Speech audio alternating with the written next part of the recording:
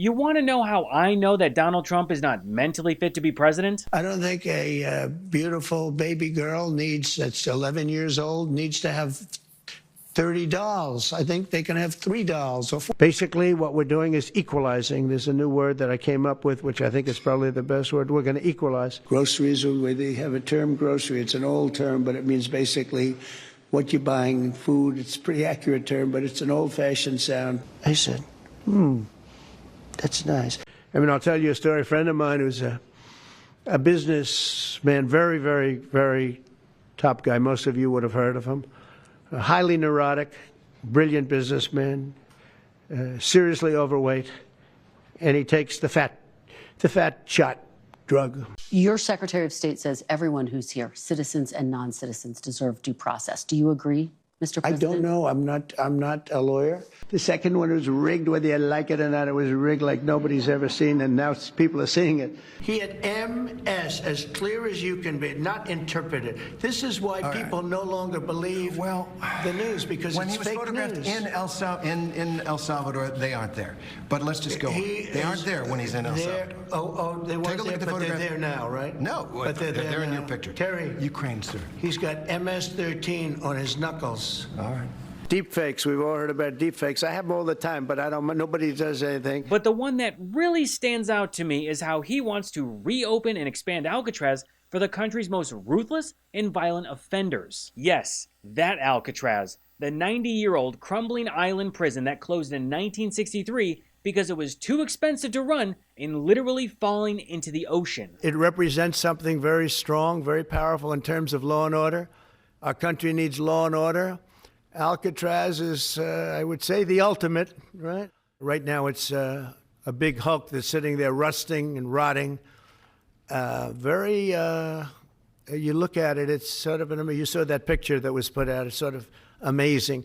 But it sort of represents something that's both horrible and beautiful and strong and miserable, weak. This isn't just some one-off rant. The Bureau of Prisons is now vigorously exploring how to turn Trump's deranged little gulag fantasy into a reality. You know, I'll just start off by saying I love the way the president thinks. To have the opportunity to be the director of the Bureau of Prisons that has the opportunity to reopen Alcatraz, I mean, how exciting does that feel, you know? And when you think of Alcatraz, you think of Fenway Park, Wrigley Field, Lambeau Field, those types of facilities. You just get that kind of feeling about Alcatraz when you think of those historical venues. He just compared reopening a maximum security island penitentiary to going to a baseball game, which is fitting considering the fact that Donald Trump's entire presidential agenda feels like it's a fantasy league run by someone with late-stage CTE. We absolutely think we can get it done. We've got engineering teams out there now that are doing some assessments, and so I'm just really excited about the opportunity and possibilities. Yeah, I think it's very exciting to a lot of people. Any time frame you can give us that you think you might have this back up and running? Yeah, well, we want to make sure that we have all the assessments in place. I still need to make a trip out there as well, maybe get a look at the landscape. With the way building materials are now, everything out there currently is concrete, steel, with lighter weight materials and building materials. We should be able to have a structure that maybe wouldn't be as heavy, or the island would be able to take the weight bearing better. But yeah, I'm excited to get out there and take an assessment of it. I just want to remind everyone that this makes zero sense to build and operate when this administration says that they're all about saving money and being efficient. I also want to point out that I've been to Alcatraz multiple times, and the way that Marshall describes it is not exactly the way that I would. Where did you get the idea for reopening Alcatraz? Just an idea I've had, and I guess because the judges, so many of these radicalized judges, they want to have trials for every single, think of it, every single person that's in our country illegally, that came in illegally, that would mean millions of trials, and it's just so ridiculous what's happening. And it's long been a symbol, Alcatraz, of whatever it is. I mean, it's a sad symbol, but it's a symbol of law and order. And, it's got quite a history, frankly. Cool. Totally original thought. Definitely not because Escape from Alcatraz happened to air on Miami's WLRN 26 at 9 p.m. Saturday, and then again at 11 a.m. Sunday. And by 6 p.m. Sunday, Trump was on Truth Social demanding a tourist destination be turned into a maximum security prison. Rebuild and open Alcatraz. For too long, America has been plagued by vicious, violent, and repeat criminal offenders, the dregs of society who will never contribute anything other than misery and suffering. When we were a more serious nation in times past, we did not hesitate to lock up the most dangerous criminals and keep them far away from anyone they could harm. Just so everyone understands how far gone Trump is cognitively, the President of the United States watched Escape from Alcatraz on basic cable and tried to reboot it as federal policy by dinner time. And the best part, he watched it on PBS. PBS, the same network that Trump tried to defund by executive order, accusing them of bias and pushing to slash their public subsidies. But if you think about it, PBS was necessary because without it, Trump would have never had the brilliant idea to rebuild a crumbling 1930s prison based on a Clint Eastwood movie from 45 years ago. And now it turns out that this is something that Trump is actually going to waste our taxpayer money on. Instead of investing in our country's infrastructure like Biden and Harris did, or reducing spending like he claims Doge is, which it's not, Trump wants flashy, expensive, and inefficient projects. We're all still waiting for Trump to deliver on those campaign promises like making groceries cheaper. So when I win, I will immediately bring prices down starting on day one. Yeah, that is not going to happen anytime soon, especially with Trump's anti-growth tariffs. I mean, it's almost like the guy who bankrupted a casino should not be in charge of our country, but unfortunately, here we are, over 100 days into his presidency, and nothing worthwhile to show for it. Now, here's where it gets worse. As you heard in the interview, Marshall admitted that he hasn't even been to Alcatraz, has no timeline, no plan, just Excited about the opportunity and possibilities. But the reality of the situation is that reopening Alcatraz isn't exciting. It's not even possible unless you demolish and rebuild the entire island from scratch and then spend billions of dollars installing an infrastructure it never had.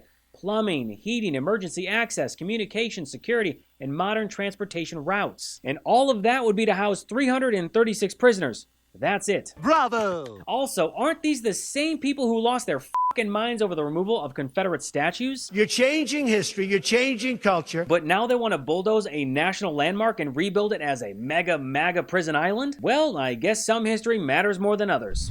If you work in front of a desk like I do, I often find myself discouraged that I spent another day sitting for long periods of time. I seriously thought this would be a lasting problem until I found Uplift Desk. Uplift Desk is at the forefront of ergonomic solutions, promoting better posture and health through adjustable standing desks designed to help you live a healthier lifestyle. Plus, they have all kinds of accessories to keep you moving throughout the day, even if you work for only a few hours at your desk. I love the Bamboo Motion X board. It gets me on my feet and helps boost my energy while improving circulation. Standing while I work gives me the room to move and helps me get the creative juices flowing. Moving throughout the day helps me focus and stay productive. I'm way more alert when I'm using my standing desk, and I have more energy. A 45-degree bend in your neck can result in up to 50 pounds of gravitational force being placed on your neck muscles. The option to move while I work promotes better circulation, which can reduce all types of different health risks and repetitive strains. I love how much customization you can do with the Uplift Desk. With over 200,000 configurations available, you can design your workspace to perfectly match your style and needs, creating an environment that fuels both productivity and creativity. Make this year yours by going to upliftdesk.com/Gabe and use our code Gabe to get 4 free accessories, free day shipping, free returns, and an industry-leading 15-year warranty that covers your entire desk and an extra discount off your entire order. That's upliftdesk.com/Gabe for a special offer, and it's only available at our link. Start 2025 right. Stand, move, thrive with Uplift Desk. But here's the part that makes this whole idea even dumber. Alcatraz already generates millions of dollars a year as a tourist attraction. It's profitable. It works. So Trump's big idea is to destroy a functioning money-making enterprise, which is exactly what he's done with every casino, airline, university, steak, water bottle, and vodka brand he's ever touched, because if there's one thing that Trump is consistent at, it's turning assets into ash. Alcatraz is a popular San Francisco tourist destination that welcomes about 1.5 million visitors every year and annually generates $60 million. This is the oldest cell block on the island. It was last used in the 1930s, and all of this is original from when it was built. Once a California federal penitentiary, Alcatraz closed in 1963 after almost 3 decades in operation because, according to the Bureau of Prisons, it was too expensive to continue operating. and it was nearly 3 times more expensive to operate than any other federal prison. Infamous inmates like Al Capone, Machine Gun Kelly, the Birdman of Alcatraz, and James Whitey Bulger added to the prison's allure. As the clip mentions, Al Capone was once a prisoner, and it's actually oddly fitting considering Trump's obsession with him. Did anybody ever hear of the great Alphonse Capone? Al Capone, great head of the mafia, right? If he had dinner with you and if he didn't like the way you smiled at him at dinner, he would kill you. You'd be dead by the time you walked out of the nice restaurant. Al Capone was so mean that if you went to dinner with him and he didn't like you, you'd be dead the next morning. The Alphonse Capone, the great Alphonse Capone, legendary Scarface, was attacked only a tiny fraction of what Trump was attacked. So now we've got a mob boss and a sitting president linked by one prison, one ego, and maybe one neurological condition. Neurosyphilis, which would actually explain a lot of Trump's cognitive decline. Oh, and in case you didn't know, when Alcatraz was operational, they didn't exactly have a waste management plan. They just dumped raw sewage straight into the bay, which, to be fair, EPA Chief Lee Zeldin would probably call that streamlining. I mean, at this rate, Zeldin's next big idea is letting BP sponsor the Pacific Ocean. And as insane as this Alcatraz idea is, Trump's regime is already working overtime to spread it around. Right-wing YouTuber Nick Shirley, fresh off his giddy, shirtless private tour of El Salvador's dystopian torture prison, got a brutal dose of reality from a National Park Service employee. How much do you think it would cost for them to renovate Alcatraz? Billions. Billions of dollars. None of the pipes are working. They're all rusted out, corroded. The concrete is 110 years old and hasn't had any maintenance on it. There are places where you could stick your hand through the wall. They have to do an entire renovation of everything. So you don't think it's possible for them to? You don't think it's possible Everything's for them to possible if you have Alcatraz? if you have an infinite amount of money. You can do anything you want. But as it stands today, this is not a usable prison. It's a historic site. And how long do you think it would take them to renovate Alcatraz? That's like saying there's no answer. It would take forever. This guy just casually annihilated Trump's Alcatraz fantasy, pointing out that the island isn't a functioning prison, it's a crumbling federally protected landmark. No utilities, no infrastructure, just a really expensive MAGA fever dream with the gift shop. This whole Alcatraz idea is not serious policy. It's a massive waste of money and resources that could actually go toward helping the American people that Trump claims to represent. Instead of lowering prices, investing in infrastructure, or responding to natural disasters, which is kinda hard now that Trump has gutted FEMA's funding, he's pouring energy into vanity projects like building a domestic gulag for whoever he personally decides is a criminal. So in the end, this project never happens, or it sits in limbo long enough for Donald Trump to take credit for it. Thanks for watching. If you want to support my work on What Was That, the best way is by becoming a paid subscriber at whatwasthat.show. I'm fully independent, so your support helps run this one-man operation. By supporting, you'll get episodes, deep dive breakdowns, and articles you won't find anywhere else. That's whatwasthat.show. Prefer to listen while you're on the go?